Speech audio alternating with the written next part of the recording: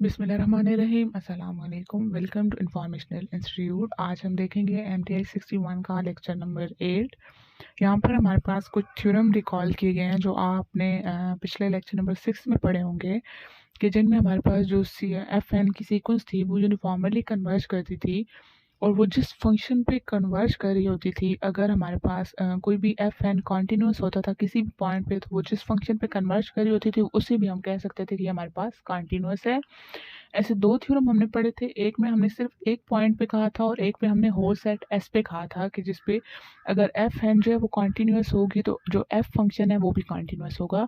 तो यहाँ पर उसी को रिकॉल कराया गया। और नेक्स्ट जो थ्योरम है हमारे पास, उसमें इन्होंने कहा है कि हमारे पास जो summation f n uniformly converge कर रही है एफ को, और कोई भी each f n is continuous at point x not in S, then so is f. वहाँ पे हमने इस सीक्वेंस को डिस्कस किया था, यहाँ पर हम सीरीज को डिस्कस कर रहे हैं। इसका प्रूफ सेम वही लाइंस पे है। आप एफ एन लें, एफ एन को एक्सपेंड करें, यानी सीक्वेंस ऑफ पार्शियल सम ले लें, एफ के plus one plus up to f n, और हमारे पास जो सीक्वेंस है एफ एन वो यूनिफॉर्मली कन्वर्ज कर रही है बाय प्रीवियस थ्योरम जो हमने ऊपर रिकॉल किया है, क्योंकि ऑलरेडी हम उसे प्रूव कर चुके हैं। तो हम यहाँ पे कह सकते हैं कि जो अब एफ एन जो सीक्वेंस है वो यूनिफॉर्मली कन्वर्ज कर रही है, तो हमारे पास जो होल सीरीज है एफ एन ऑफ एक्स वो भी कंटिन्यूस होगी at x is equal to x not. तो ये सिंपल सा प्रूफ है, आप कर लीजिएगा। नेक्स्ट हमारे पास दोबारा वही रिकॉल किया गया है थ्योरम, और कुछ एग्जांपल्स जो अभी हमने पीछे लेक्चर में डिस्कस की थी, तो उन्हीं पे हमारे पास जो है बताया गया है कि उनकी कॉन्टिन्यूटी डिस्कस की गई है। एक एग्जांपल है f of x equal to summation n is equal to 0 to infinity x over 1 plus x whole power n. ये यूनिफॉर्मली कन्वर्ज कर रही थी किसी भी कॉम्पैक्ट सबसेट जो है वो -1/2 इन्फिनिटी के। कॉम्पैक्ट सबसेट ऑलरेडी बहुत दफ़ा हम पढ़ चुके हैं, तो ये बताने की ज़रूरत नहीं है आपको। उसके बाद हमारे पास जो सेकंड एग्जांपल है जो sine n x over n है, ये भी हमारे पास कंटिन्यूस है तमाम वैल्यूज़ पे except x is equal to 2 k pi. तो इसकी जो रीज़न है वो हमने पिछले लेक्चर में भी डिस्कस की थी। वहाँ पे हमारे पास इसीलिए यहाँ 2 पाई को हमने कहा था कि इससे एक्सपेक्ट तमाम वैल्यूज़ पे हमारे पास जो है वो कन्वर्जेज है। तो यहाँ पे कंटिन्यूटी के लिए भी वही क्राइटेरिया है, क्योंकि हमारे पास जो साइन एन एक्स है 2 पाई के तमाम मल्टीपल्स पे 0 हो रहा है। ठीक है। और जो थर्ड एग्जांपल है h of x is equal to n is equal to 1 to infinity 1 over n plus x square, तो ये हमने पिछले लेक्चर में पढ़ा है कि हमारे पास माइनस इन्फिनिटी से इन्फिनिटी तक तमाम यानी होल रियल लाइन पे कन्वर्जेंस है, और ये उसी होल रियल लाइन पे भी हमारे पास कंटिन्यूस है। नेक्स्ट हमारे पास जो थ्योरम है वो हमारे पास integration of sequence of integrable function है, यानी हमने पीछे सीरीज एंड सीक्वेंस जो भी पढ़ी थी, अब हम उनको इंटीग्रेबल फंक्शन पे अप्लाई कर रहे हैं।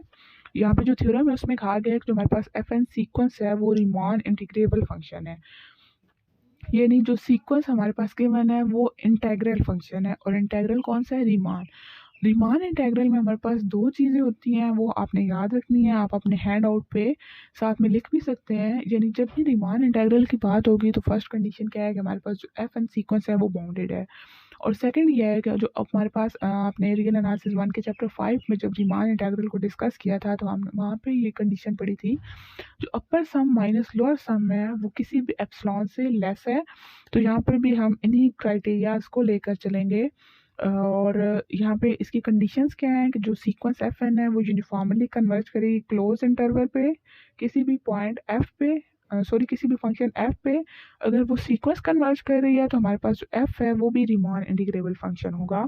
और एक है हमने जब पढ़ी थी properties conserve bye uniform convergence, तो वहाँ पे हमने ये चीज़ डिस्कस की थी कि हमारे पास लिमिट एंड इंटेग्रल जो है वो चेंजेबल फंक्शन है। तो यहाँ पे वही चीज़ है। जो थर्ड कंडीशन है उसमें कहा है कि अगर हमारे पास जो क्लोज इंटरवल गिवन है ए बी, उसमें से कोई भी एक पॉइंट हम ले लेते हैं टी, तो अगर F N of x D x का इंटेग्रल उस ए से टी पॉइंट तक यूनिफॉर्मली कन्वर्ज करेगा, तो हमारे पास जो एफ ऑफ एक्स का फंक्शन है वो भी कन्वर्ज करेगा।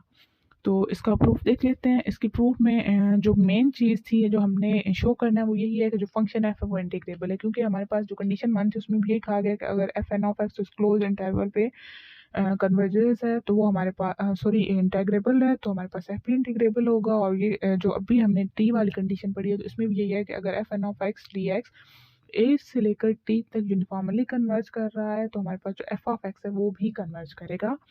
तो मेन चीज़ हमने यही शो करनी है कि हमारे पास जो एफ है वो इंटीग्रेबल फंक्शन है और लेकर हमने क्या चलना है, जो हमारे पास हम कंडीशन गिवन है प्रूव हमने करना है f is integrable on close interval a b, और गिवन हमारे पास ये है कि f N of x is integrable on close interval a b. F bounding function है, हम ऑलरेडी ये डिस्कस कर चुके हैं।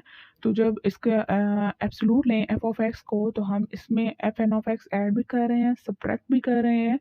जब एब्सोल्यूट की प्रॉपर्टी यूज़ करेंगे तो हमारे पास लेस देन और इक्वल का साइन आ जाएगा। अब f N of x minus F of x को हम किसी भी डेल्टा से कह सकते हैं कि हमारे पास डेल्टा से लेस है और डेल्टा हमारे पास जो है इसकी सुप्रीमम वैल्यू है, ठीक है, क्योंकि हम कन्वर्जेंस डिस्कस कर रहे हैं। अब एफ एन यूनिफॉर्मली कन्वर्ज कर रहा है तो हमारे पास एफ भी यूनिफॉर्मली कन्वर्ज करेगा, और यूनिफॉर्मली कन्वर्जेस के लिए हमारे पास कोई भी एप्सिलॉन 0 से ग्रेटर होना चाहिए जिसपे F N of x minus F of X की एब्सोल्यूट वैल्यू लेस होनी चाहिए। तो यहाँ पर हमने epsilon over 3 into B minus A ले लिया है क्योंकि हमने upper sum minus lower sum discuss करनी थी, और हमने चैप्टर 5 रियल एनालिसिस 1 में आपने ये चीज़ देखी होगी कि अपर सम ऑफ लोअर सम जो हम सिंपल फंक्शन लेते हैं उसकी limit upper limit minus lower limit आ जाती है। तो यहाँ पर हमने बी माइनस ए उस इंटरवल को ले लिए जो हमारे पास क्लोज इंटरवल ए बी था, तो उसी को हमने एक एप्सिलॉन की वैल्यू में कर दिया, क्योंकि जब हम लिमिट ओपन इंटीग्रेबल फंक्शन पे लिमिट अप्लाई करेंगे तो हमारे पास बी और ए की फॉर्म में आएगा, तो हमने अपना एप्सिलॉन भी उसी की फॉर्म में लिया, ठीक है। अब एफ एन इंटीग्रेबल फंक्शन है तो उसकी हम पार्टीशनिंग भी कर सकते हैं। उसकी पार्टीशनिंग हमने की है एस पी या एफ एन माइनस अपर सम, यानी कैपिटल एस हमारे पास अपर सम होता है, जो स्मॉल एस होता है वो लोअर सम होता है, is less than epsilon by 3। अब दोबारा हमारे पास जो कंडीशन है कि absolute value F N of x minus F of x is less than epsilon over 3 B minus A, तो उस पर हमने इंटेग्रल अप्लाई किया है। जब इंटेग्रल अप्लाई करके हम उसको सॉल्व करते हैं तो हमारे पास जो लास्ट वाली इक्वेशन है यानी सेकंड लास्ट देयरफॉर के बाद ये वाली आ जाती है, ठीक है। तो यहाँ से हमारे पास ये क्लियर हो गया है कि एफ पी जो है वो इंटेग्रल है, यानी सिंपल जब आप लिमिट अप्लाई करेंगे इसको सॉल्व करेंगे तो हमारे पास इसी तरह की ये इक्वेशन आ जाएगी आपके पास। अब नेक्स्ट हमने क्या किया है कि हमारे पास जो थर्ड कंडीशन थी हमने उसमें टी लिया है, ए और बी में से कोई भी हमने टी लिया है। अब एफ एन ऑफ एक्स हमारे पास कन्वर्जेस कर रहा है यूनिफॉर्मली, तो एफ ऑफ एक्स को हमने प्रूव करने को भी यूनिफॉर्मली कन्वर्ज करेगा। तो हमने f N of x minus F of x ले लिया, उस पर इंटेग्रल अप्लाई कर दिया ए से लेकर टी तक, उसके एब्सोल्यूट वैल्यू यूज़ की। एब्सोल्यूट की जब प्रॉपर्टी ओपन करेंगे तो हमारे पास less than or equal to आ जाएगा, क्योंकि हम एब्सोल्यूट इंटेग्रल से अब अंदर ले गए हैं। यहाँ पे इंटेग्रल के बाहर था, वहाँ पर हमने इंटेग्रल के अंदर ले लिया है।